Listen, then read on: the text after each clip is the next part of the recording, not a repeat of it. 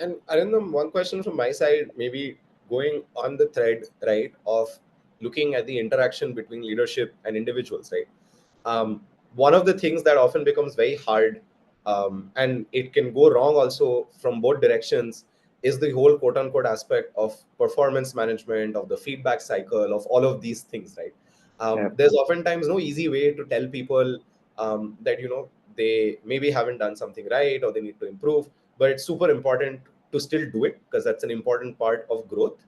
And then also to do it with respect and empathy, such that it energizes the person to do better rather than demoralizing Yeah. them or making them Yeah. feel that they're not respected or whatever, right? And we see Yeah. this happening all the time in all sorts of organizations of different scales, different tenures, whatever it may be. Yeah. So I want to understand, what was your approach, right? Like, you were managing such large teams of people, you were managing leaders who Yeah. were managing other people. How do you quote unquote approach, this whole aspect of performance management, of feedback, and ensure that it drives the company forward and the individual forward and makes, them a better, helps them become a better version of themselves? Yeah, see, to be very honest, I'm not a very big fan of the performance management system as it exists in most organizations. I'll be very honest out here, right? And which is why at Nextleaf we have taken a very different stance, stab at it, and I'll talk about that in a bit. But uh, the reason why I'm not a very big fan of this is because you're basically saying that I am trying to manage performance, all right, which goes under the assumption that you're assuming that that person's performance has to be managed, right? Which I'm not quite sure of, because if you've hired someone, you have hired someone because you feel that person can perform, right? So either you hired the wrong person, right, or kind of you don't need to manage the performance of that individual, right? Um, so fundamentally, I have always realized that the core of culture, as we call it in different organizations, right? It all boils down to rewards and recognitions, right? Which is kind of part of your performance evaluations and all of that. And the other big problem there in performance management systems is that we say it is at an individual level, but it is never at an individual level. It is always looked at as a group, right? And that's where bell curves and this, lowest performers, highest performers, and this and that. That means basically you're not looking at it at an individual level anymore. You're looking at it comparing one person to another person and things like that, which again defeats the entire thing, right? Defeats the entire purpose of building it out, which goes against the thesis that each individual has its own strengths, right?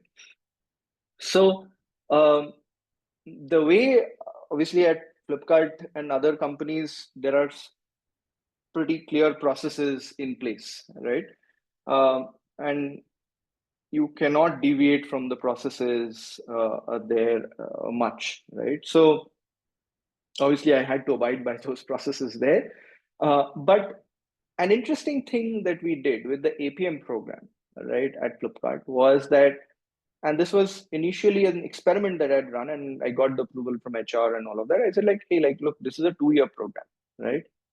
I don't want these people to get kind of stunted right upfront in their career, thinking about the fact that I need to get to the best rating. I don't want that mindset, right? I don't want people to focus on their ratings. I would much rather have them focus on how can they skill up, right?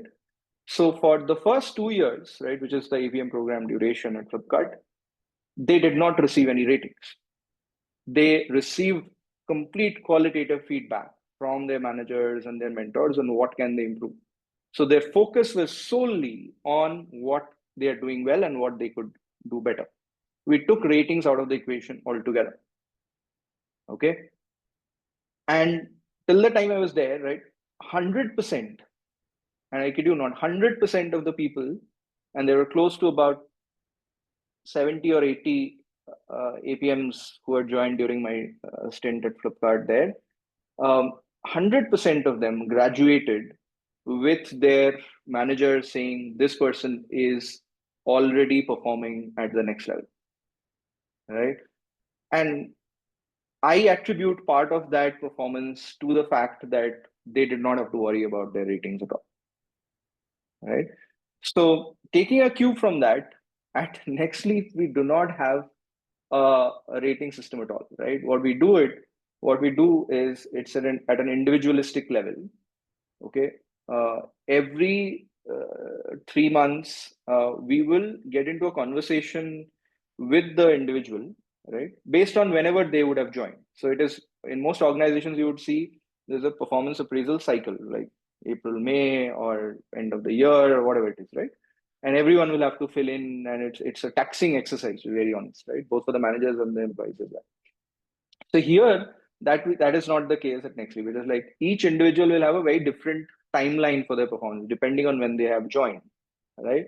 So for each person, it's either I'm looking at it from a 3 month period standpoint, and I'm looking at them from not in the form of ratings and things like that, but what are they doing well? What is it that they can do better, right? And that makes for a much better conversation with the individual. Now, I don't know if this is something which can be scaled up. So what I'm talking about is obviously with a smaller group of companies, as you scale up, complexities are very different, challenges are very different, right? So maybe something like this may not work out, but fundamentally, like I've never been a fan of the performance management kind of system because I feel like you are putting the blame of wrong hiring on this, or you're having a system like that for this, or you do not trust the fact that everyone is putting in their best, right? So once you if you are trusting the fact that you are putting in your best, then why do you need to actually kind of do it? So at least that's my take on this. Yeah.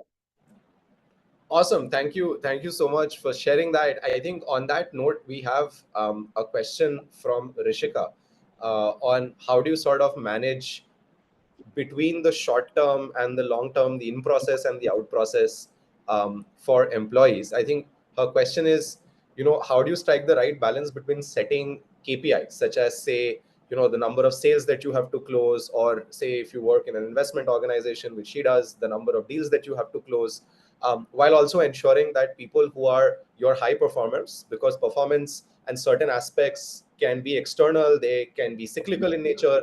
How do you find the trust to help people also hold on to that confidence in, say, a cyclical period, right? So how do you balance that in process and out process, and while you remain very focused on targets and goals, you still keep the individual at the center of it and ensure that they're being able to perform on a continuous basis. They have a bad streak or they have a down cycle, it doesn't derail, right, the overall Yeah. pace they have in the organization. I think that'd be interesting Yeah. to understand how do you drive excellence without imposing rigidity as such.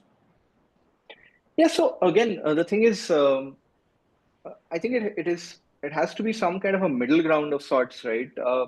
If you do a top-down thing, then many times you may not actually understand the ground realities well enough, right? And you might end up not hitting the targets, which might end up demotivating folks as well, right? Uh, on the other hand, if you just do it completely bottom up, right, then they may not have a sight of the bigger picture or what goals matter to the organization, etc. So they may not be aggressive enough, right, which the organization would want to have at a particular stage of growth. So I always feel like it has to be a bit of a middle ground of sorts. You kind of should always try to challenge the team members to ask them, okay, what is it that you would want to achieve, right? And let's try to put a stretch target to that, right? And then make sure that they're able to achieve it first, right? Because if, let's say, you put a stretch target, right, and like month over month, quarter over quarter, they're not able to meet it, they will automatically become demotivated, right? So the first thing is to get them a win. Okay, once they get a win, then they would be like, okay, I met it. Let me kind of try to stretch a bit more, and let me see if I can meet it, right? So, and that's the middle ground which I actually see, right? So first is, okay, maybe get it from the employee or the team member, something which they are completely comfortable with, right? And ride with it, because that's a very short term thing and you are playing for the long term. Get them a win, and then kind of ask them to stretch more, right? And move forward from there. then automatically they will also realize that, okay, I need to actually do better on certain things and things like that, right? So again, goes back to that fog model, which I'm a very big fan of. Like the behavior is a function of the motivation, the ability, and the triggers, right? So the motivation has to be in place. And what I've realized is, uh, in a team, if you are getting successes, the motivation automatically keeps building, right? If you are not getting successes, the motivation will keep dipping. It's as simple as that. Okay. So that's where the founders and the leaders will have to play a role to make sure that the motivation keeps building up. And then the ability is where you are training people, you are putting people at the right levels, putting people in the right roles, challenging them, and all of that. And the triggers is where kind of you are making sure there is some incentive aspect to it, right? Which they can all look up to and look towards and all of that, right? So yeah, so I think that's basically how at least I would approach it. Yeah.